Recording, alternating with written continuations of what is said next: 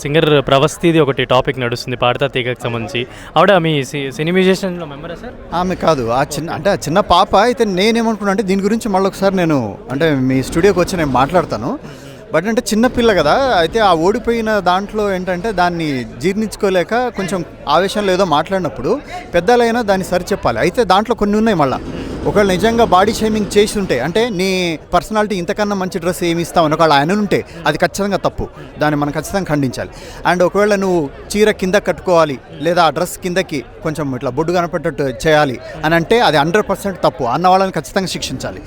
ఇవి కాకుండా మిగతావి ఏవైతే ఉన్నాయో ఆమె ఆరోపణలు చేస్తుందో వాటితో కీరవాణి గారికి తర్వాత చంద్రబోస్ గారికి వీళ్ళకి ఏం సంబంధం?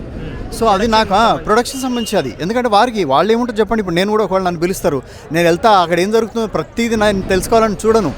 నా వరకేంటి, నాకు ఇచ్చిన దాన్ని నేను 100% అక్కడ చెప్పేసి నేను వచ్చేస్తాను అంతే. అయితే ఇక్కడ ఏంటంటే ఆ అమ్మాయిది కూడా 100% తప్పు అంటే ఇక్కడ అని మనం చెప్పలేము. కానీ ఏంటంటే ఈ రెండు విషయాలు అయితే పర్టికులర్గా వాటిని వెనకాల అంటే దాన్ని ఖచ్చితంగా ఎంక్వైరీ చేయాలి.